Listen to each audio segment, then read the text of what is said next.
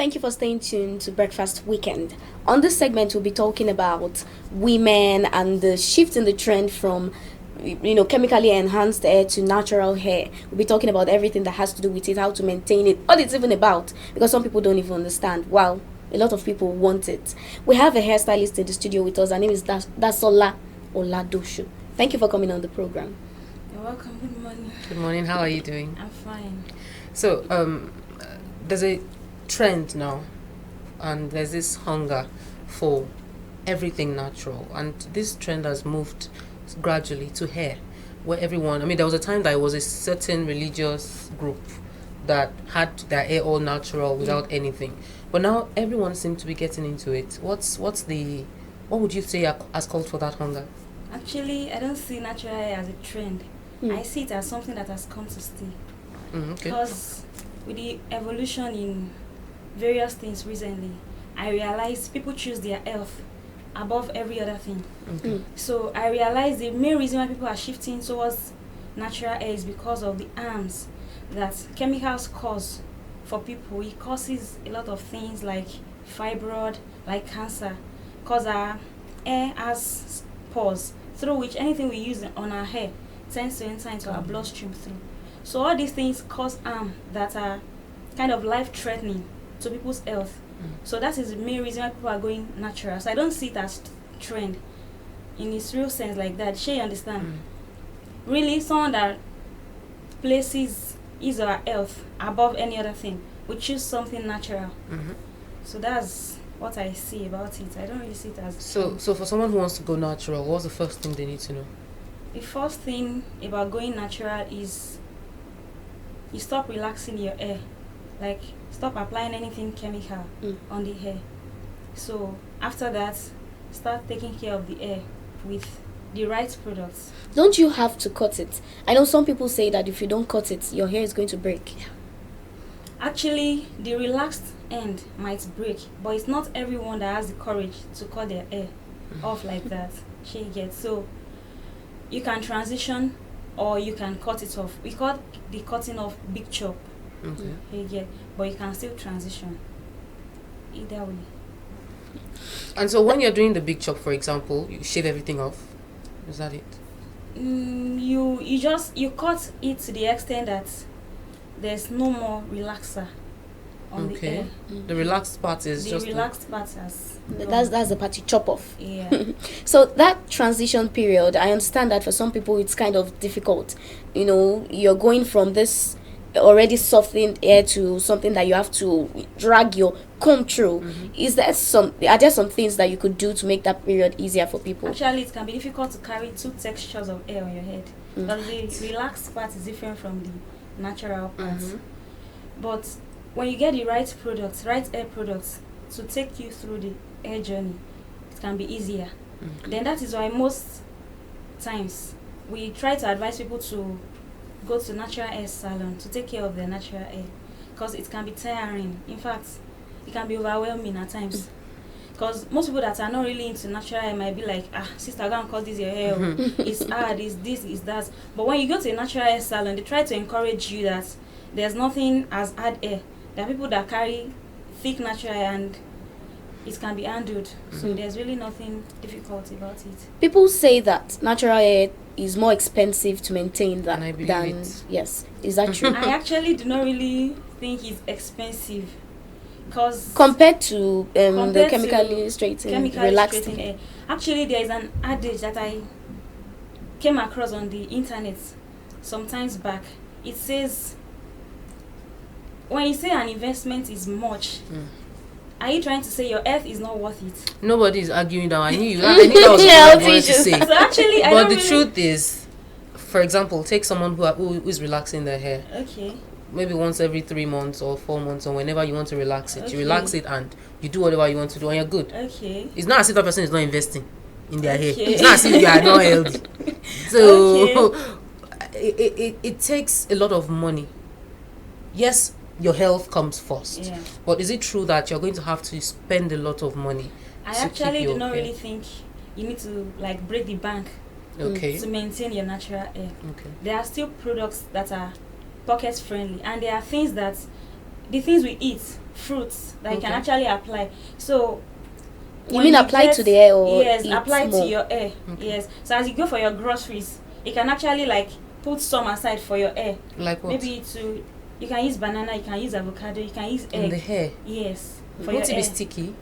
You wash it out. Like Oh, just okay. for like maintaining and taking care of the hair. Sure, you Okay. understand. Mm. So I don't really see it as kind of burdensome or too expensive. It's just that we've not been used to it in the Okay. times past. Sure, you get Okay. like getting banana of 100 naira, getting avocado of Mhm. 200 naira should not be too expensive to Mm-hmm. take care of yourself. So I don't see it as something expensive. Do you use conditioner or shampoo well with your natural hair? You use both. Mm. You wash your hair first with the shampoo. Mm. Then after rinsing the shampoo out, you condition the hair. Can either be rinse out or deep conditioner. Is it But true that those someone ones- has to do that every day? You know, the washing and all the It's natural. not every day. Oh, okay. Actually, there are a lot of misconceptions about natural hair. You don't have to wash your hair every day. How often do you need to do that? Like, at least, maybe in 2 weeks.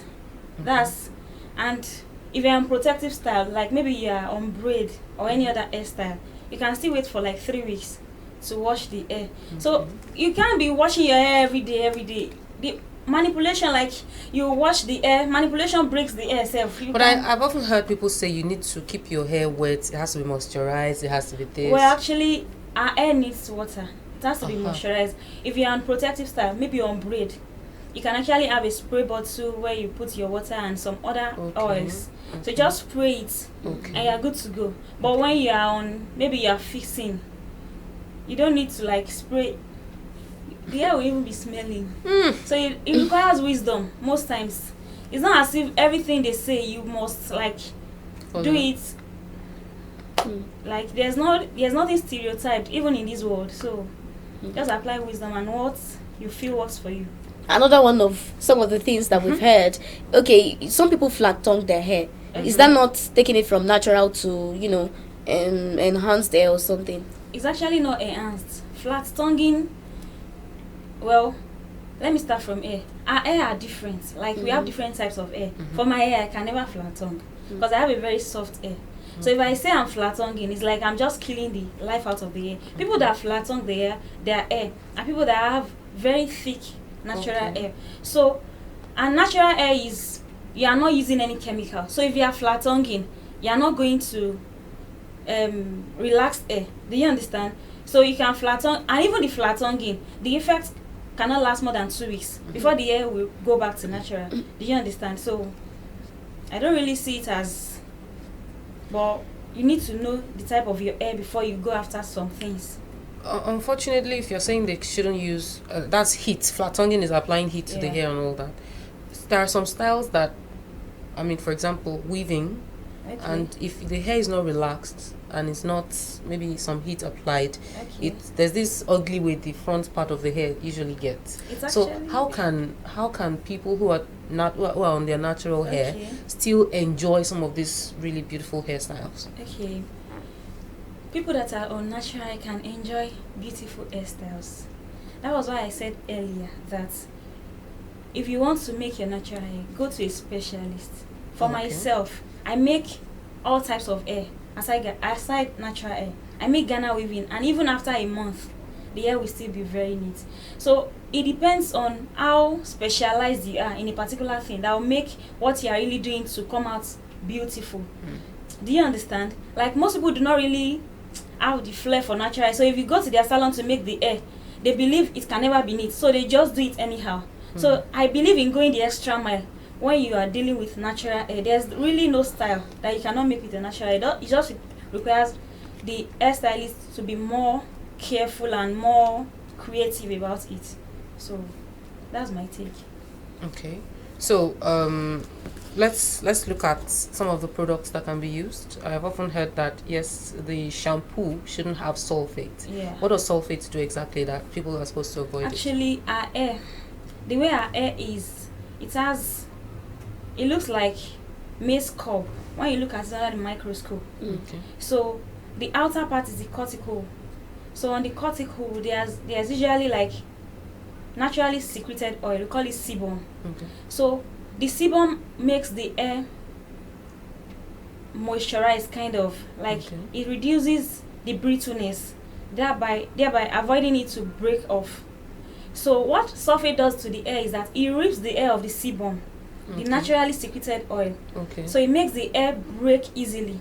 Okay. So it means if you are using the most expensive hair products on this earth and it has sulfate inside, you'll not be getting the result That you're you supposed to be getting. It's like using paracetamol for headache and you're still eating your head on the wall. So it will have a counter effect. Do you understand? So it's like that. So apart from shampoo and conditioners, what else There should are lots be in of the things. handbag of a naturalista? Okay, there are a lot of things that should be in the bag of a naturalista, but the basic things, because most people when they hear natural hair, they get scared of easily. So the basic things you should have as a natural hair person, like someone carrying the natural hair, is you should have your shampoo, you should have your conditioner, and your moisturizing butter. So from there you can move to like getting growth oil. Okay. So and leave-in conditioner to get your hair moisturized. Some of these things smell horribly. Wow. I've come across some. I'm sorry, but there are some. I've seen some that smell really great. Okay. But there are some of these oils. My sister used one the other day. Oh, Wow. Wow. and it just doesn't make me want to use it. Wow. For it to work, does it have to smell bad? That must be the I mean, most look at effective shea one. butter. The most effective one is Shea the one that butter smells bad. bad for me. They're actually oils that has nice.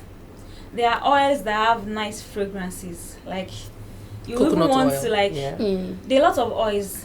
We have essential oils. We have carrier oils. So you can get different types. We have argan oil. We have rosemary. We have peppermint oil. We have tea tree.